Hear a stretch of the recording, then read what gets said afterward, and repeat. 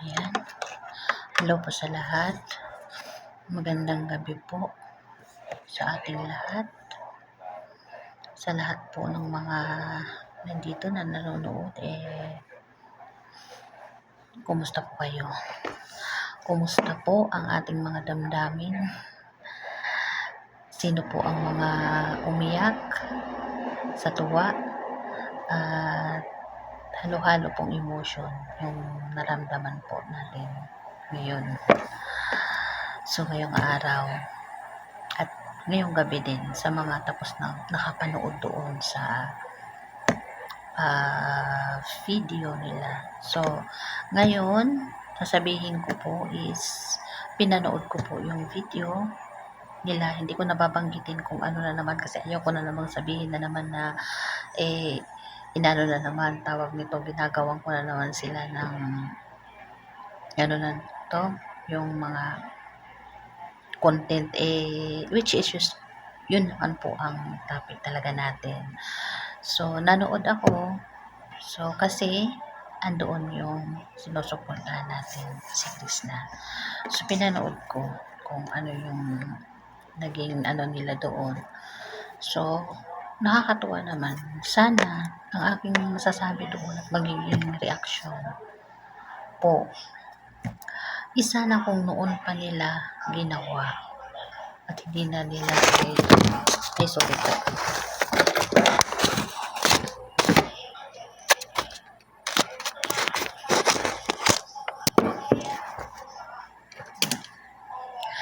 Sana po kung balik tayo, sorry, ano po kasi natumba yung ano ko, yung cellphone ko. So kung sana po noon pa nila ginawa ay hindi na nila po pinahaba na nakarating na kung saan saan, di sana po wala sanang gulo, hindi po ba? Wala sanang mga issue na kung ano-ano. Pero sa bagay, tao lang naman tayo, nagkakamali. So, wag na lang natin yung kumbaga, kalimutan na lang kung ano man yung mga nangyari. Ang importante, maging masaya si Krishna at saka kung totoo man yung ano nila, yung pakay nila, kung sincere naman, sana ay maging masaya na ang lahat at maging ano na rin. Para sa akin kasi po, natutuwa ako na pinuntahan nila kasi yung ikinakatakot ko kung ano yung mangyari kay Krishna dahil dun sa mga issue na nababasa niya o naririnig niya na kulang na lang halukayin yung buhay niya, na wala man lang taong nagko-comfort sa kanya, na yung inaasahang tao na magko-comfort sa kanya ay yung pa yung maglulugmok sa kanya. So, yun ay kinakatakot ko. Kaya nung ito na nakita ko or na ano naman natin na pinuntahan nila, at least maluwag sa kalooban natin at saka sa mga nararamdaman natin na hindi na mag-iisip si Krishna ng kung ano-ano pa sa kanyang sarili. Dahil kahit papano, doon sa pagpunta nila is alam natin yun na magiging magaan yun sa kalooban ni Krishna. So, kaya ngayon, sino yung mga mag-comment po kayo dyan. Ako, ang reaction ko habang nanonood doon is umiiyak po ako. Umiiyak ako ng todo-todo na ewan ko kung bakit ako umiiyak na si Krishna hindi naman umiiyak. Pero ako na nanonood lang ay umiiyak. Which is hindi ko naman din po maano dahil ganun talaga po yata pag nagsusuporta ka sa isang tao na hinahangaan mo na alam mong kung ano yung nararamdaman niyang saya or ano man, nalulungkot siya, nalulungkot din tayo. Kung maging masaya man siya, masaya rin tayo. So, kumbaga na aano din natin sa sarili natin. Nararamdaman din natin. So, kaya ngayon po, masaya po. Masaya po na umiyak. Yun po yung nararamdaman ko. So, kayo guys, comment kayo dyan. Yung mga napapanood doon. Ano po yung nararamdaman nyo habang nanonood? manonood kayo. So yung mga hindi po nanood, kasi alam ko yung mga iba dyan, yung mga nag-unfollow na, nag-unsubscribe dyan, yun po ang nararamdaman na saya ng ating pong puso. So, wag po kayong mag-alala, ang ating pong Krishna ay siguro naman sa mga susunod na araw ay magiging okay na po siya. So, masaya na po ang lahat. So, kumbaga, sana magtuloy-tuloy kung ano man yung ano nila, yung pinag-usapan, which is private naman yun, hindi naman po natin yun alam. So, sana maging okay na yung lahat. Kasi, kumbaga, para naman din yun sa mga kasiyahan din ng mga sumusuporta sa kanila. Na alam naman po natin na meron dyan mga matatanda. Dito kahit dito sa akin, marami pong nagko-comment dyan ng mga matatanda na yun lang yung excuse me po. Yun lang po yung mga libangan nila, yung manood ng Chris Pao. So, anong tawag nito? Bigla lang nawala. So, kanina nag-uumapaw po yung nararamdaman ng puso ko dahil narinig ko na naman uli yung kanta. Sana nga, hindi na naman uli sasabihin na teleserye lang. Ang sakit-sakit kaya nun. Pero at least po, kahit paano nakakangiti na tayo. At nakita ko rin po na kahit malungkot si Krishna ay sa kabila po nun, sa kanyang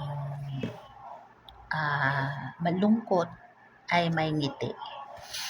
So, which is, na-miss ko po yun, sa totoo lang. Na-miss ko yung mga ganyang request na sa ilang weeks na hindi natin siya nakikita na kahit nagbablog sila ng mga kapatid niya, iba yung saya, diba? Yung may saya na may inspirasyon ka at may suporta galing sa kumbaga yung minamahal mo, or sabihin na natin hindi natin alam kung talagang nagmahal man din sa kanya, pero sana may ganong nangyari, kasi yung sinasabi niya wala namang halong kaplastikan, sana totoo yung mga ganyang pananalita na walang halong kaplastikan. Kasi mahirap yung magkukunwari lang tayo sa harap ng camera, no? Mabuti tayong tao, yung mga ganyan-ganyan. Mahirap yung ganun, which is kasi nakilala naman natin talaga siya na mabuti siyang tao at matulungin. Kaya nung nangyari ito na yung tungkol sa Chris Pao, napakalaking kumbaga trial sa sa history ng Pogong Biyahero. Kasi first time po nangyari. Ako since 2023 po ako nagsusupport po kay Sir Paul. Yan po. Since 2023, dun sa batang maliit na si Aisa yung nagluluto. Doon po ako nag-umpisa sa kanya manood hanggang napunta kay Mylene, kay tawag nito, kay Ninita, at marami pang iba, hindi ko na matandaan. Ilang luha rin po yung mga nasayang ko noon habang nagbablog siya, doon sa mga katutubo. Kumbaga, di ko na mabilang kung ilang yung mga luha na nasayang ko din dun sa niya, sa mga vlog niya. Kaya ito na nangyari sa kanya, napakalaking nito, kumbaga trial sa kanya at sa atin po ng mga viewers. Kaya sana po magkaayos na ang lahat ng mga dyan, ng mga kaguluhang nangyari maayos na. Magkaroon na po tayo ng panibagong umpisa sa mga buhay-buhay. Yung topic natin is hindi na laging nagbabangayan, di po ba? So, sana yung mga araw na darating is puro na lang mga good vibes yung magiging topic po natin. Sana ay yung mga basher dyan, yung mga nag-aano na inaano nyo si Krishna, nagko-comment kayo dyan ng mga negative, inaano nyo yung pagkatao ni Krishna, niyurak-yurakan nyo. Sana po ma-realize nyo na yung sinusuportahan nyo ring tao, tingnan nyo, pinuntahan si Krishna. Di po ba? Kasi sa kabila ng pangyuyurak nyo, may maganda rin na si Krishna. Hindi puro lang yung negative. May mabuting puso. Kasi kung ano naman si Krishna, hindi yan magkakagusto ang isang pugong biyahero sa kanya kung si Krishna ay hindi po mabuting tao.